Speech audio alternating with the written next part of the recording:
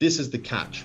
And this is why building a business is so fucking hard. There's no guarantee of success. The question then becomes, do you have the courage to do it anyway?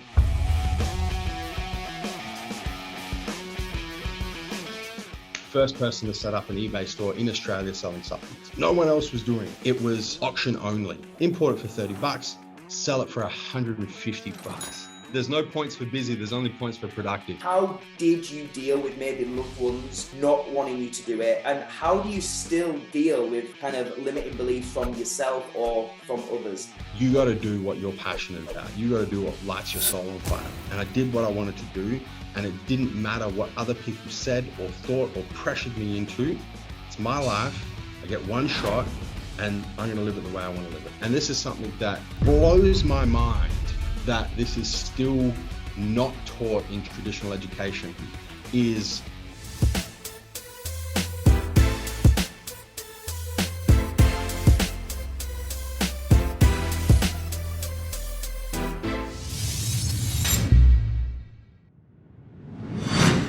Welcome everybody to the Success School podcast. Thank you as always for listening or for watching on YouTube. I really appreciate you being here.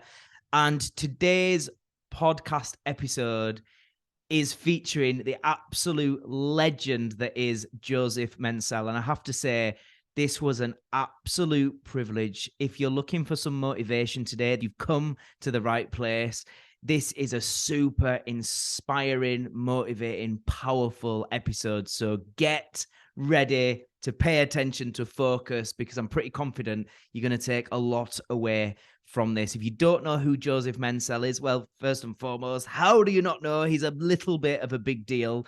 But Joseph is the CEO of Massive Joe's and also TMJ Apparel. And he's also an IFBB Men's Physique Pro, as well as being an IFBB Pro League SA promoter. And he's just an all-round, pretty awesome, focused, successful human being. This was a privilege. This was super inspiring.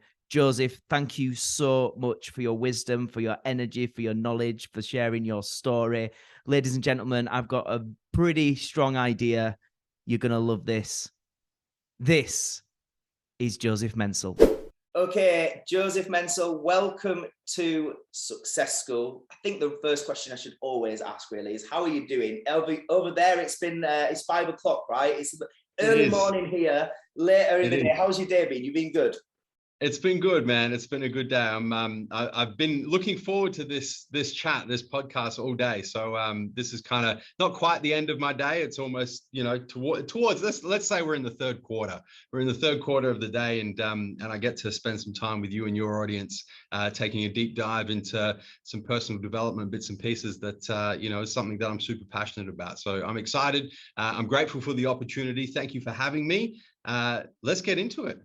Sweet. And also, a nice place to start, actually, is you just said before we started recording that it's been a busy day, but productive. Is that the goal that you always have? Yeah, 100%, man. One of the things that, it kind of, I wouldn't say grind my gears, but it's so predictable, right? Is when you ask somebody how their day's been, and they say, oh, I've been so busy. I've had the busiest day. I've just been busy. I've been run off my feet. There's no points for busy, right? So when you asked me that, I said, look, it's been a really hectic day, but I've been productive. You know what? I've completed my accountability calendar. I've crossed off all the important tasks that I needed to do today, and I put a win on the board. This is actually the final piece of that win, as a matter of fact. So I'm about to put a win on the board. There's no points for busy. There's only points for productive. So, that's the goal. When I ask people how their day's been, that's what I want to hear. Has it been productive? Because everyone's busy, man. Love that. So what I want to do with this interview is do it slightly different. I've broken it into 4 key sections. We've got the 4 B's today. So we're going to start off with your beginnings. Then we're going to go into bodybuilding. Then we're going to go into business. And then we're going to go beyond. Okay, so they're the 4 sections. I've got a couple of questions in each, 2 or 3 in each. And we want to start with the beginnings, really, because I know a little bit about your story. The amazing Gavin Larry connected us a matter of weeks ago, and since then I've just been binge listening to the podcast and the YouTube, and I'm a massive fan of your work. I think your overall mindset, your story is so inspiring and so impactful. But for anyone who's maybe new to learning who you are, I'd love to know how you got into this position now as a business owner, as a professional bodybuilder, and where it started, because I believe the initial goal was basketball, right? Yeah, it was, man. It was. I'm going to have to compress this story as into bite-sized pieces because there's a lot of different elements to it. And it's interesting how you've kind of broken it into the 4 Bs, because a lot of those Bs tie in. Like my beginnings, bodybuilding and business all kind of converge at the same point. And you can throw my 5th B, which is basketball, in there if you like. So my very grassroots story begins with basketball. I grew up playing basketball ever since I can remember. Like, man, my earliest childhood memories are with a basketball in my hand. And so I grew up playing basketball. I got quite good at basketball, made state teams, national teams, toured the US a couple of times. And as far as my kind of career goals or professional goals were concerned, in my late teens, it was professional basketball, right? It's like, that's kind of what I want to do. I was good enough to do it. I had the skills, I had the genetics, the height, the athleticism, all those bits and pieces that, are super important. And then 17 years old, injury, right? And serious injury. I actually developed 2 stress fractures in my back, in my lower spine. For anyone who's listening who knows different vertebrae, L5 on S1 is where the two stress fractures are. And one stress fracture is not a big deal. A lot of athletes kind of have, even a couple of stress fractures on different vertebrae in their spine. It's just part of high impact sports. But to do 2 on the same vertebrae, super rare and career ending effectively. So, within a space of weeks, I'd gone from, this is what I want to pursue, this is what I want to do, to, okay, this is not going to happen anymore. So how does that kind of tie into bodybuilding and business? So through basketball, I was at the different sports institutes and whatnot. And so I was taught the benefits of strength and conditioning training. My old man, actually, my dad, my father, got me into weightlifting for becoming stronger and becoming a better athlete when I was, say, like 14 or 15 years old. Probably too young to be lifting weights, but he kind of introduced me to it. And then it kind of kept popping up through basketball, through strength and conditioning. And usually what happens with performance-based athletes, whether they're playing football or basketball or rugby or, anything, you either really like the weights room and you really like the strength and conditioning, or you just absolutely hate it, right? There's no in between. I fell on the spectrum of, I fell in love with it. I loved lifting weights. I love seeing my body grow. I love getting stronger. And that was kind of, I guess, a little side passion, but I could never really commit to it because I was playing basketball twice a day, every day, right? So I could never actually get into bodybuilding or powerlifting or, strongman or anything like that. So when basketball came to an abrupt end and I was thinking about, what do I want to do physically? It was like, well, maybe I should just kind of transition and spend a little bit more time in the weights room. So I did. And then my competitive streak came out, right? Because I'm used to playing basketball games like every second day. I had no competitive outlet physically. And so I started researching, okay, what can I do here? Well, I can do a powerlifting competition. I can do a strongman competition. I can do a bodybuilding competition. So I did a bunch of research, and this is early 2000s, right? So this is almost 20 years ago now. Bodybuilding was much different then to what it is now. So I started doing some research, went and found a local show, went and watched the show, and I was like, oh my God, these guys and the girls, they look amazing. How do they do this with their body? This is like the craziest shit I've ever seen. I want to see if I can do this to my body. So I committed, got myself a coach, trained for my first bodybuilding show, entered in the teenage division. So back then there was no men's physique, there was no bikini, it was bodybuilding. And then you had the different age categories of bodybuilding. And then the ladies had figure. And that was it. There was no, I think it might've been female bodybuilding back then, but figure was the female thing. No bikini, no wellness, no fitness, none of that sort of stuff. And so I trained for my first competition under guidance of a coach and did really well. And then I started taking an interest in how I could do better, right? And that's where I discovered supplements. So I'm like, oh, wow, like you've got the protein powders and the creatine and the pre-workouts and amino acids and all these different bits and pieces that can help you be a better physique-based athlete. The problem was I couldn't get any of them in Australia. And the ones that I could source tasted horrible, were super expensive, didn't mix. And I was like, this is the worst thing ever. So once again, back online I go, start looking around, and I see in the US at the time, early 2000s in the US, they just changed the laws, the way that supplements were regulated, and supplements were exploding. They were on a rocket ship. So I'm talking about like the original BSN NO Explode in the red tub with the holographic label. I'm talking the original Gaspari Super Pump 250, also known as Super Dump 250, because use your imagination. You take one sip and you spend a bit of time on the toilet. And who knows what was in Super Pump 250 back then, but like original. And I was just like a kid in a candy store. So I started importing these supplements just for my personal use. Now I'm going to change gears here real quick because this ties into the business side of things as well, right? So at the time I was at university. I was studying at university here in Adelaide in South Australia. I was at Adelaide University, studied a double degree in mechanical engineering and law. So I spent a lot of time at university. And so I used to train at the university gym. That was where I trained. You know, I'd spend the whole day at uni. In between lectures and tutorials, I'd find some time, go to the gym, train. So I'm at the gym and I'm taking these supplements, right? So I go to the gym, I'm sipping in a shaker that looks like this, not exactly like this. These didn't exist back then. I've got a shaker and I'm sipping on my pre-workout. And the other guys and girls at the gym, mainly guys back then, were drinking water, or maybe they'd have a coffee for a little bit of energy. Intra workout, I got my shaker and it's got this colored stuff in it, the amino acids. Everyone else is drinking water. Post workout, I go and mix myself up a protein shake, and I throw back a protein shake. All the guys that are training go upstairs to the pub upstairs and go get a schnitzel and a beer, and that's how they finish their workout. And because I was doing quite well in bodybuilding, people started asking me about it. They're like, what's that stuff that you have before you train? You know, what's that colored stuff you're drinking while you're training, intra workout? What's this protein? Why don't you come upstairs and, you know, throw back a beer and you know, eat a schnitzel with us or a Parmesan or whatever?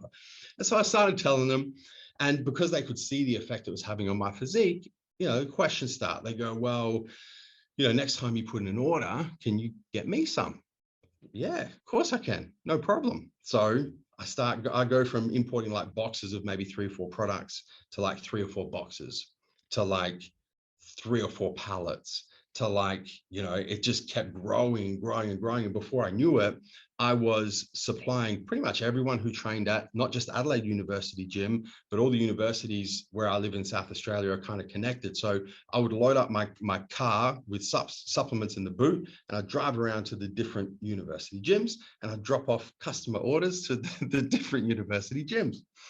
So that was kind of the start of the supplement business. But it got to a point where I was doing so much business locally, I was like, well, how do I access a bigger market? And surely there is a bigger market than this. And so now I'm going to backpedal a bit, and this is how it all kind of ties together, right? So I've always had a bit of an entrepreneurial streak. So back in high school, for example, I used to go to the supermarket and go and buy like a case of 24 cans of Pepsi or Coca-Cola at, you know, the big case price at like $1 a can, and then I'd take them to school and I'd sell them for like $3, right? Make a little bit of money on the side. My first online venture, do you guys remember the yellow Livestrong bracelets, the Lance Armstrong Livestrong Foundation, the yellow bracelets that Nike used to make back in the early 2000s? So I used to import those. So I imported them, sold them to a bunch of guys I was playing basketball to, because I had this moment in basketball where all the NBA guys were wearing the Livestrong bracelets. So all the amateur basketballers wanted to copy the NBA guys and wear the Livestrong bracelets. So I used to import those, sell them to basketballers. And I actually started selling them online on eBay. And that was my introduction to e-commerce. So fast forward back to the supplement thing. So I'm driving around, dropping these supplements off to the university gyms. I go, how can I access a bigger market? Well, I know how to run an eBay store. First person to set up an eBay store in Australia selling supplements. No one else was doing it. And back then it was auction only. So I would import a tub of NO Explode and I'd land it for $30. And I'd put it on auction on eBay. And now, because we're dealing with the whole country and there was no fixed price, you bid, import it for $30, sell it for $150. As an 18-year-old, 19-year-old, I'm like, oh my God, I was tutoring people at the time. They used to pay me like $20 an hour. I was like, I just did 5 hours of tutoring. I didn't have to do anything. Just imported the stuff and sold it online. And so I did that for a bunch of time. And then obviously online marketplace, right? Especially eBay, competition comes in, erodes margins, so on and so forth. And so I decided to kind of sidestep, set up my own website, which was the original MassiveJoes.com, and then ran the eBay store and MassiveJoes.com at the same time. And I was one of the first people to set up an e-commerce business selling supplements in Australia. And that's the beginnings.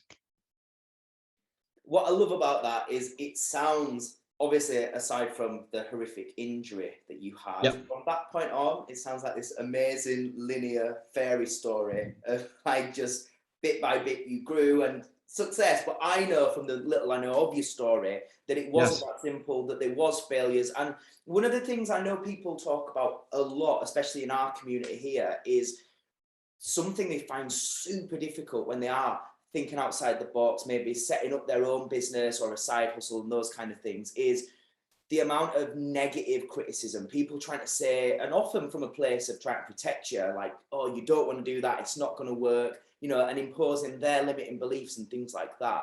I'm interested in your experience with that, and importantly, how did you deal with maybe loved ones not wanting you to do it, and how do you still deal with kind of limiting beliefs from yourself or from others? Man, a great question. And I'm so happy you asked it. I actually just recorded an episode of my podcast, the Fitness Times Business Podcast, earlier today.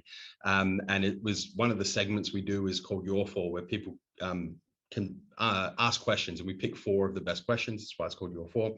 And there was a question about self-doubt and effectively limiting beliefs and the entrepreneurial journey. So I literally just spoke about this. So I'm so happy you've asked this question. Synchronicity at its finest, right? You mean because you're fully rehearsed and prepared, right? We're good to go. Yeah, a little bit. It's slightly different question, but a little bit. Yeah, look, listen, my background, I'm half Italian, half Polish, right? So on my mum's side, Italian grandparents, born in Italy, raised in Italy, brought the family to Australia to escape Italy in the 60s. On the Polish side, Polish family fled Poland during the war when the Germans invaded the war, came to Australia. So on both sides of my family, education and pursuing career, safe, secure career, is the golden ticket. Business, not the golden ticket. So I mentioned that I was at university and I studied mechanical engineering and law. And so I was at university for 8 years. I ended up with a first-class honors degree in mechanical engineering and a first-class honors degree in law. While I was at university studying, I started Massive Joes, obviously, in the early 2000s as an 18, 19-year-old. And by the time I graduated, I was 26. By the time I graduated, I built this hobby business into a business that was doing multi-millions of dollars in turnover, right? It's just a side project. I was studying at the time. I was also working at an oil and gas company at the time. And so probably the best example of that is when I came to that crossroads and it was like, okay, study's done. You've got these first-class honors degrees. You've invested 8 years of your life in this study. I had a job at one of the biggest oil and gas companies in the country at the time as well. Amazing salary. And I made the decision to go and pursue my business while I had all of this pressure to go down the path of the career, the safe, the secure. And, there was a lot of opinions, not from my parents. My parents never did. My parents were amazing. They said, you know what? You got to do what you're passionate about. You got to do what lights your soul on fire. My grandparents, different story. The people around me, different story. They were like, man, are you, can I swear on this podcast, by the way? Good. And man, they were like, are you fucking crazy? Like, you've got a job at Santos, they're paying you 6 figures a year, and you want to go and pursue this online, like, what the fuck, man? Like, seriously, what's wrong with you? And I was like, no. I need to try this. I need to give this a shot. And so that was probably the first time that I really had to confront different opinions, and in particular, self-limiting beliefs, because the limiting belief was, you can't make this work. No one in the family has made this work. Go and pursue the safe career, because that's kind of the golden path. And I guess the way that I kind of worked through that was, I ever since I was young, I've always kind of meditated on my mortality. And it sounds a little bit morbid. It is a little bit morbid, but I often think about the end of my life. And I often think about, what am I going to regret doing? What am I going to regret not doing? Who's going to be there? What are they going to say? What are they going to think? Am I going to care who's going to be there? What they're going to say, what they're going to think? And it always comes back to, you know what, at the end of my life, I want to be able to definitely in my soul know that I lived the life I wanted to live. And I did what I wanted to do. And it didn't matter what other people said or thought or pressured me into. It's my life. I get one shot, and I'm going to live it the way I want to live it. I just think that's so important for everybody to reflect on, because what you said there is, it's morbid, and I think it can be with the wrong perspective. But actually, I find personally it's one of the most empowering positive things to think about, because when you actually think like that, you appreciate every day, and it doesn't become like, I think a lot of us are in denial, even on a subconscious level, and we just take every day for granted. And I'm still guilty of it today. I'm not, this holier than thou, I'm perfect. But I think that when you can think like that, you tap back into how lucky we are. We're in a position of gratitude. And that's when we're in a position to actually go after the things that matter, rather than being at the mercy of that person's opinion, what they're going to think or say, and so on. So thank you for sort of reiterating, I think, such an important message. I want to come on to the second B, which is bodybuilding. I think my main question about it is, anybody that knows anything about bodybuilding, even if it's a passion, which it clearly is for you, it's still bloody hard work, right? We're talking about hard training sessions. We're talking about prolonged periods, and that's something I want to emphasize, really. There's a lot of things where you can go hard for a short burst. Bodybuilding ain't one of them. Like, we're talking about months and years of continual discipline, consistency, sacrifice, quote unquote. And ultimately sheer hard work. For you, one thing I'm interested in is, mentally, how do you approach discipline on that scope, on that time frame, and how do you stay kind of in the zone, in a positive place, when it gets really tough? It's all about, for me personally, and this is one of the things that I do aside from Massive Joe's and TMJ Apparel and IFBB Pro League and competing and whatnot, is I do one-on-one business and personal mentoring. So I have a bunch of clients that usually they're business people themselves. And it's something that I drill into them because it's worked so well for me. It's about setting habits and routines that support what I'm trying to achieve, whether that's through bodybuilding, business, personal development, my personal relationship with my wife, with my family, with my friends, whatever it is, any area of your life.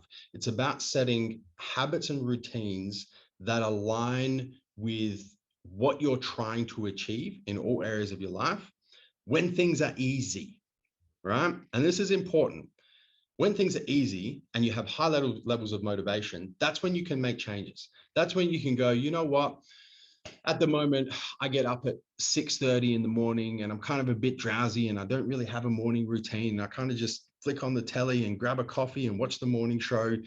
Does that align with what I'm trying to achieve physically or mentally or in my career or my business or my relationships? No, it doesn't. So I need to make some changes when things are good and I've got the motivation to do it. So I'm going to start getting up at 5:30, coffee goes in, morning routine. I don't look at social media. I don't flick on the telly, none of this bullshit. I'm like productive right from I wake up, and I'm going to start getting up earlier. Just an example. But it's about setting those sorts of habits and routines when motivation levels are high, when times are good, because that's when you can make the changes.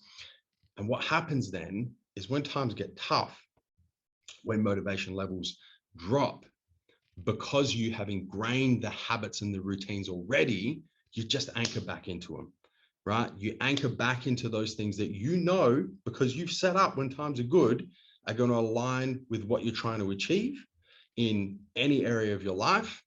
You anchor back into those, and that's what will pull you through the difficult times. With regards to bodybuilding, if somebody's maybe watched from afar, like your journey, and they're inspired by it, and they're considering competing themselves, but they're not sure, because obviously they've not experienced it yet, they're not sure from a mental health perspective as well, like if that's going to be right, what would be your advice perhaps on some pointers to consider?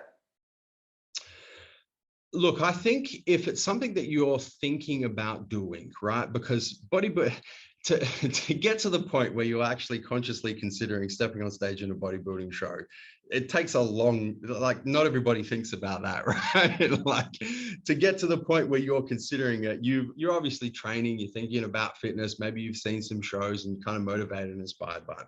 If you're at the point where you're considering it, I definitely recommend doing it at least once, because it is one of the most difficult things.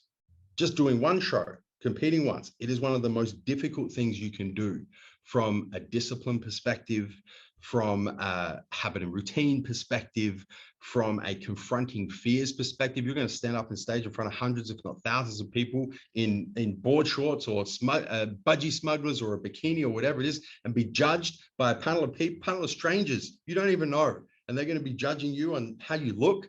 One of the most craziest things you can do, but also a really good way to confront fears and confront discomfort. So if you're thinking about doing it, do it, right? Commit to it, do it, because you will learn so much about yourself, and you can apply those skills to all other areas of your life. The other piece of advice that I would give is, once you commit to doing it, give yourself twice as much time as you think you'll need, right? So if you think you need 12 weeks to prep for a show, give yourself 24. If you think you need 20 weeks to prep for a show, give yourself 40, and get guidance as well. Get a good coach who can walk you through what needs to be done, who can correct any missteps or different directions you go down that aren't going to produce a good physique on stage. So twice as much time and get really good guidance. Absolutely brilliant. And I just want to sort of emphasize that point, because for me, I got relatively poor guidance when I did a show. And one of the, straight away, it ties into what you said, I didn't get enough time. So like straight away, you're on the back burner. And I'm so pleased you sort of highlighted that point. The right coach, the right guidance is huge, right? It's one of the most important factors, I would imagine. 100%, 100%. Okay, let's go on to the third B, business. So obviously you've been in business for many years now. I know that the pandemic was a particularly challenging time, because you were in a business that predominantly is about people being in gyms, and we all know what happened there. So based on all those years, everything you've learned, I'm interested, it's kind of like almost one of those if you could go back questions. So if somebody's starting out in business, maybe a little bit new, and they've not got the experience you have, what would be the key things you would give them to help them on their journey? Oh, loaded question. Yeah, so many, right? It can go so many. Yeah, I mean, yeah, it depends on, the advice that I can give depends on where people are at in their business journey as well, because, some of the things that were super valuable to me when I first started out in business, I kind of, you outgrow, right? And then you get to different levels in business, because when you start, it's just you, right? So it's about passion, it's about work ethic, it's about confronting uncomfortable situations, it's about spotting opportunities, and that kind of gets you for the first couple of years. And then your business gets to a point where, okay, now it's about, I only have so many hours in the day, I've kind of maxed out what I can do.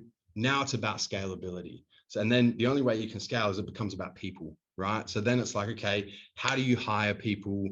What's your interview process? How do you make sure that you are getting the right people on your team who are going to help you scale? And then you kind of get a couple of people, and then you might get to a team of 3 or 4. And then it's like, oh shit, now I need to start thinking about company culture. right? And then it's about, okay, how do I get these people to work together as a team rather than just a group of individuals? All right, how do we build company culture? What is our company going to stand for? What are our company core values? And then you kind of get bigger. You kind of see where I'm going, right? You get bigger and bigger and bigger. And then you've got this amazing team and you've got this awesome company culture. And then something like a 1 in 100-year pandemic comes along, boom. And the whole thing is fucked. Yep. And then it becomes, oh shit, okay, how do we deal with a situation that there is no playbook for? That I can't go to anybody who's alive and ask them for experience. I can't go and read books because no one wrote books about this shit when it happened 100 years ago, and businesses were completely different then. So then it becomes about, all right, damage control. How do we built this company culture? How do we rally the troops? How do we contract but keep our company culture intact to allow us to survive, at the same time plant seeds, so that when we get through this, we can come through it even stronger?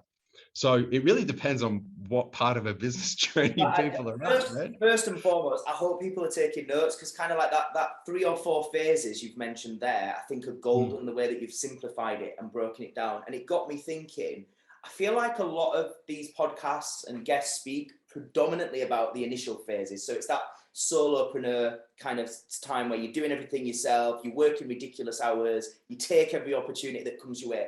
Something I think that stood out for me when you were speaking there is, I know a lot of people, especially like, for example, in our community, are at that stage where they maybe been in business a year or two, they're doing okay, they've got some clients, they've got some kind of income. What's your advice in when they know they're in a position to actually start hiring or start thinking about that next step? Because I know, again, a common question is that fear, because it's like, well, if I've got to have extra expenses, can I definitely cover it? And then am I going to be in a worse position? What's kind of your advice in that stage? You're going to know when you hit your head on a glass ceiling. That's when you'll know, right? And some people are able to identify that very quickly, right? Is they kind of go, let's just pick some numbers out of the sky, right? They kind of go, all right, I've hit the $500,000 mark, right? I'm there, right? And I can't get through it. And immediately they go, okay, I need to scale, I need to hire people. For some people, they might have to hit their head on that glass ceiling for 12 months. Other people, 3 years. Some people just keep hitting their head on that glass ceiling and just never change. And you know what? And they're just frustrated because they can't grow their business. So you'll know because you'll hit the glass ceiling and things will stop moving. So far as how you approach that, very scary, because now you are starting to take on overheads, and you need to hire the right people, you need to train them correctly, and there is going to be a period, something that I work through with my mentoring clients who run businesses who are at this stage. There is going to be a period where your overall profitability is going to shrink, right? Because your top line sales are not going to grow immediately, and now you're going to be paying somebody's wage, so your expenses are going to go up, which means your bottom line is going to decrease. So you have to be comfortable that for 3 months, 6 months, or even 12 months, you're actually going to take home less money, right? So let's be completely clear about that, because that's the nature of business. You need to be in a financial position where you can take home less money, and you need to be comfortable with doing it while you're training your first employee, your first couple of employees, to allow you to scale the business to the next level. This is the catch. And this is why building a business is so fucking hard. There's no guarantee of success. So you could reduce that bottom line, take home less money for 12 months, and you could do the best job in the world at the recruiting process, the interview process, the hiring process, and you hire an employee who just can't perform. Or worst case, you hire an employee who, let's go real worst case scenario, and this is something that I have experienced myself. You hire an employee who at some point in the employment develops a gambling problem or a drug problem and decides to steal from the business. Right? It's true. It can happen. Happened to me a couple of times. It's happened to me. So there's no guarantee of success. The question then becomes, do you have the courage to do it anyway? And that's where we find out who the real entrepreneurs are and who the entrepreneurs are that just want to run a one-man show, and they're kind of happy with doing that. Wow, that it's such a simplistic word, courage. To boil it down to that, the difference, it's not, because you were speaking then, as you spoke about those 4 stages of business, straight away I was identifying with so many similarities of the fears of how to go to the next level and so on. But then as you were speaking there about, like, I've had people steal from me as well, like thousands of pounds. And I'm thinking, okay, it's not a case that it's, because again, it's that thing of people just thinking you got lucky or whatever. The circumstances, the scenarios, more than likely are going to be the same time and time again. In other words, what Joseph goes through, what I go through, what you go through in your own version will hit the same stumbling blocks, the same problems. The biggest difference is, have you got that courage to keep going anyway? And I would say as well, it's that self-belief, right, which is tied into that courage. If you believe you've got the ability, no matter what, to keep on moving forward, then that's the difference, like you say, that separates those that just want to play. And maybe, and I also think, I don't know your opinion on this, Joseph, but like, it's okay to just be somebody that's just hits a certain level and forever works in the business, so long as you're fulfilled in doing that. Would you agree? 100%. 100%. And honestly, Matt, it's something that drives me absolutely fucking crazy about myself is I can do that and I wouldn't be fulfilled doing that. I'm the same. It's like a curse and a gift. I can see Sean nodding. It's like we've got this beautiful gift that's the worst curse ever, right? 100%, man. 100%. But, you know, like each to their own. And that I absolutely admire people who just want to run a one-man show or a two-man show, and they get to a point and they're comfortable and they're living their fucking best life and things are good, and they're just, you know what, this is it. And that's fine, right? We all have different levels of ambition. We all have different levels of goals that we're trying to achieve. My curse, which is also my gift, is the more I achieve, the higher I want to keep going, right? The greater my ambition grows, it's like it's infinite. It just never stops. So, but it is what it is, right? It's a gift in one hand and then it's a curse in the other. I totally agree. And I think the biggest takeaway everybody listening has to get out of that is find what brings you true fulfillment. It's not about looking at anybody else and going, oh, well, if Joseph has now got to that point, I have to do it or I'm a loser. No. That's what brings him fulfillment, is consistently growing and finding that next level. If it doesn't for you, that's totally cool. I love that. Okay, the final B is beyond. So tying on for that, you just said you're super ambitious. What is next for you? What are your goals? And also I'm interested, do you have a set kind of process for setting goals that you kind of do, I don't know, annually or every 6 months? How do you approach goal setting and what are they? Yeah, 100%. Let me start with the strategic advice behind goal setting first, and then I'll kind of talk you through some things that I've got in the works at the moment. So I always start with vision board, right? And for me, it's usually 5 years. I try and do 10 years, but it's very difficult for me to kind of, like, you think 10 years ago where you were at and where you're at now, right? It just mind-blowing stuff. So I kind of go 5 years. 5 years is a bite-sized piece for me. So I start with a 5-year vision board, different areas of my life. So fitness, business, financial, career, personal life, family life, friendships. What is that? Just dump it, right? What does it look like? Throw some numbers out. Then what I do is I start working back, I start going, okay, that's the vision board. Let's now reduce these into SMART goals, SMART. Are your listeners familiar with the SMART goal setting methodology? Yeah, I'm sure most will be about what it stands for. Maybe just fill them in for those who are. Yeah. Okay. So SMART, specific, measurable, attainable, achievable, realistic, and time bound. So those are what the SMART stands for. So specific is the goal has to be specific. Obviously, it can't be airy fairy pie in the sky. It needs to be measurable. It needs to be quantifiable so that you can go, yes, tick, I achieved that, or cross, no, I didn't achieve that.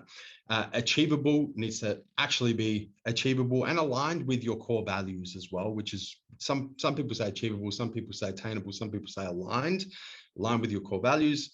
R is realistic. It has to be realistic given the time frame. And then the T is we're going to put a time limit on this. And so I start at 5 years and work backwards. So those goals come down to SMART goals for a 5-year period. Then I go, all right, what does each of the years in the 5 years look like? I get down to this year, this 12-month period, break it down even further, month by month, And then I go week by week. What do I need to achieve? So very methodical, very practical and strategic and actionable, which is really, really important. So I know if I'm on the right track, or if I'm diverting, or if I'm not doing what I need to do. But it always starts with a 5-year vision and then works back down to week by week. What do I need to be doing? So that's the I guess the process, the strategy that I use when it comes to setting goals. So far as beyond, so to the other part of the question, what are we kind of working on at the moment? Man, there's so many things, right? Even I'll stick to the business because that's kind of where we've left. I'll do business, and I'll do a little bit of fitness as well. So from a business perspective, couple of main focuses for me at the moment is Massive Joe's. We're rebranding Massive Joe's at the moment to MJ Fitness. And within that, we've got the bricks and mortar retail store network, which we grew to 10 retail stores. Pandemic came, we went down to 6. So now we're kind of back in the rebuilding stages of the bricks and mortar network. And so my goal is to put, while we're talking about Australia, is to put I'm going to say massive, but let's not go there, MJ Fitness, because of the rebrand. Let's say flagship retail store in every major city in the country. That's where we're going from a bricks and mortar retail store perspective. That's experience focused, right? One of the things the pandemic has taught us about bricks and mortar retail, it's not convenience anymore. Convenience is online, right? We do that. That's another part of the business, experience based. Why are people going to come and shop with you? Why are they going to keep coming back? Why are they going to come and invest the time, the effort, the money, the energy to come and see you in person rather than just a few clicks and buy some shit online? That's the bricks and mortar piece of the business. From the rebranding piece, there's a whole lot that needs to happen in terms of URL, domain redirects and all that when it comes to the rebrand of MJ. And so that's going to be a big part of that. And then the organic growth that jumps off that. From a TMJ apparel perspective, so we put MJ Fitness subs to the side, TMJ apparel, we're trying to build a worldwide apparel brand, right? But a brand that's not for everyone, right? TMJ apparel, our tagline is earn everything, right? So we are for the people that work hard every day, not entitled, understand that they need to go out and they need to earn everything, right? This is what our brand stands for. And we're trying to build a brand that'll sit nicely on every country on the planet, right? So we're trying to build a worldwide apparel brand. So that's a couple of business things. And there's a whole lot that ties into all of that as well, but I won't bore the listeners with too much detail. On the fitness side of things, so I'm an IFBB men's physique pro athlete. My 5-year goal at the moment is to make it to the top 5 of the Olympia in men's physique. Real simple. So that's where I'm heading. Absolutely incredible. Joseph, just before we finish off the podcast and go into the little Q&A section with our members, first of all, I just want to say thank you so much. I'm sure people agree this has been dynamite. I just want to say thank you because you've given some gems, you've given some genuine strategic approach to goal setting and to ultimately living a life that brings you fulfillment. But I think it's really interesting because you're somebody that's, like you just said there, big advocate for hard work, like get out there, make shit happen, don't be entitled.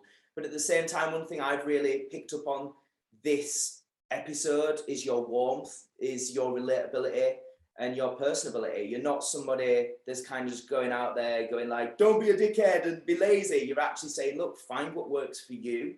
And you're not somebody that's kind of telling everyone what they should be doing from a standpoint of thinking you're, you know, the oracle. You're just a genuine guy that started from humble beginnings, had a few failures and setbacks along the way. And if you can help people, you know, you're sharing your journey, and that's so amazing. So thank you so much. If people have liked what you're about and they want to get a lot more and maybe aren't already following you, could you just maybe tell people where they can find you online and where you hang out the most? Yeah, absolutely. So my handle is my name, Joseph Mencel, JOSEPHMENCEL. And that's my handle across everything. So that's the handle on Instagram, which is probably where I still spend most of my time.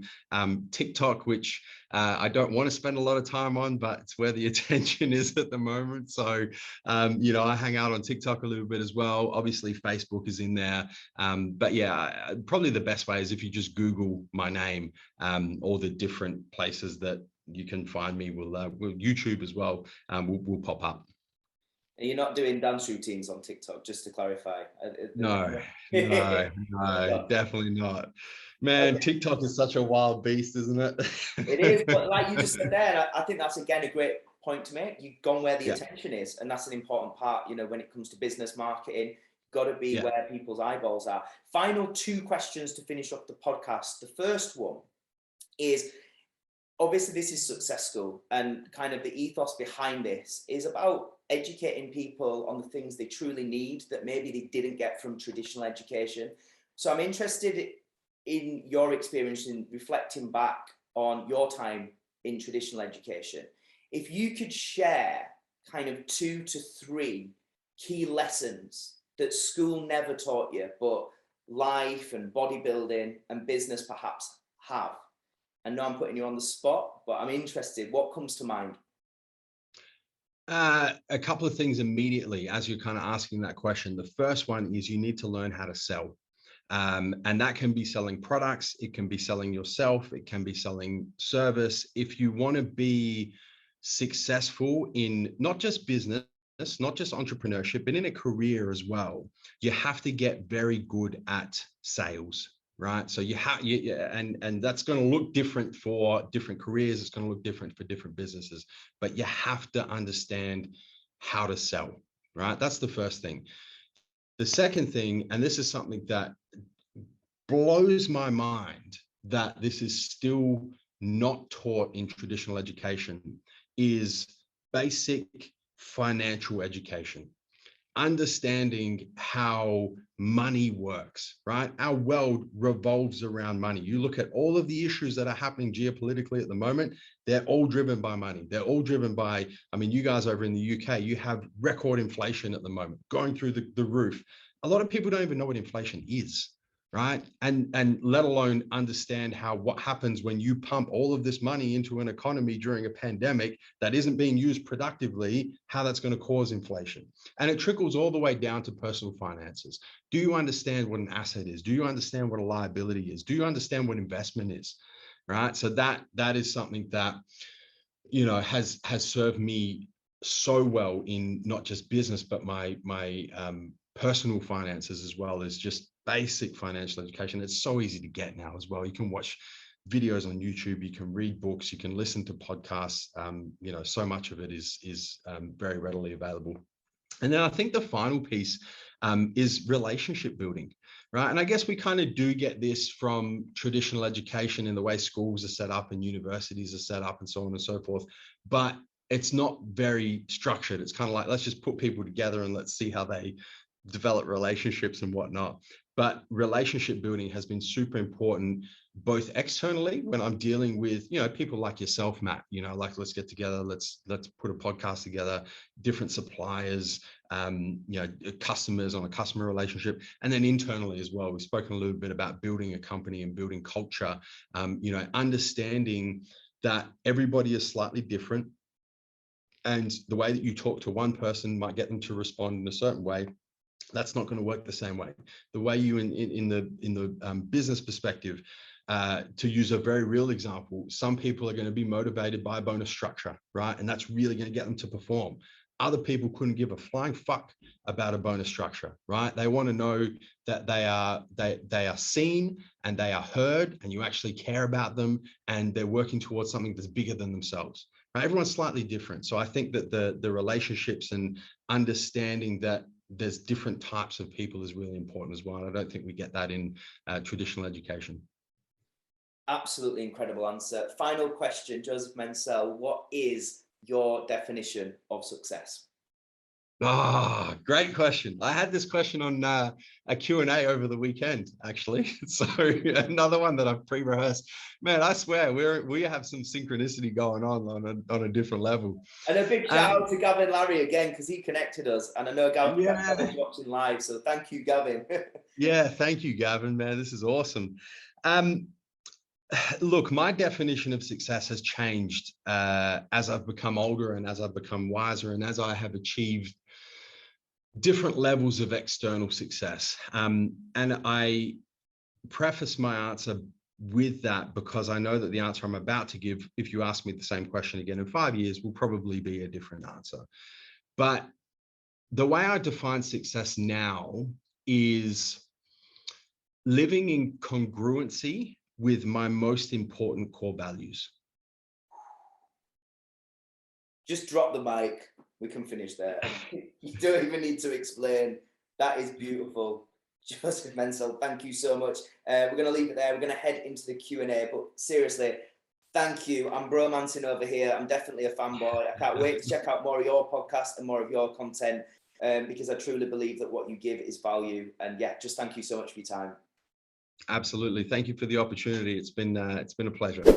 Okay, there you go. And that is not the end of this episode, because indeed, Joseph very kindly agreed to do a further 30-minute Q&A live with everybody in the Success School membership. Here is a little preview of the rest of this chat.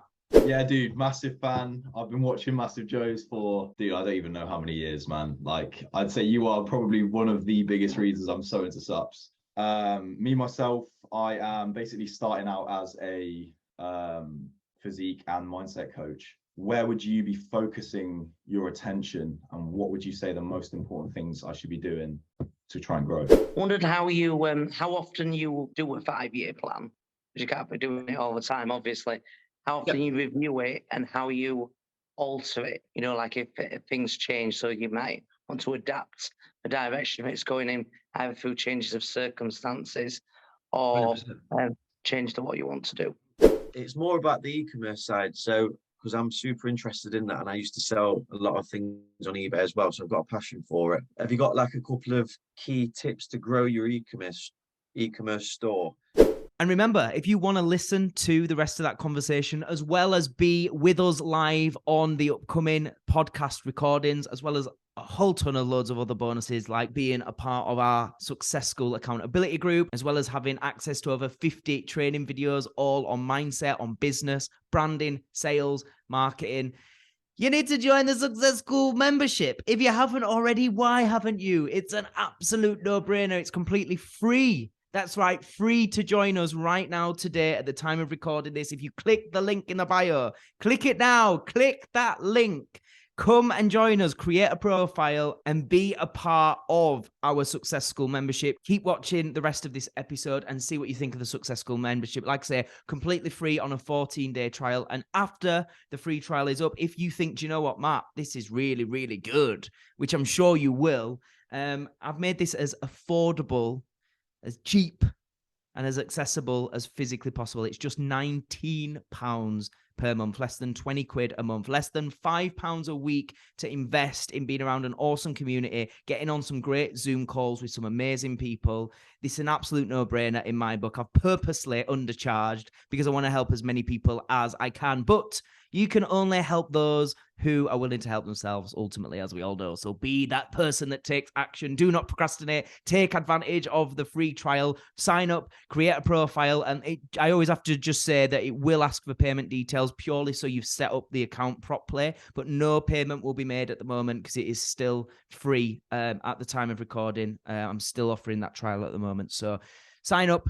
Get your bank details in, then you'll be with us. You can join the WhatsApp group and everything immediately. You can keep watching the rest of this episode immediately, as well as all the other incredible things.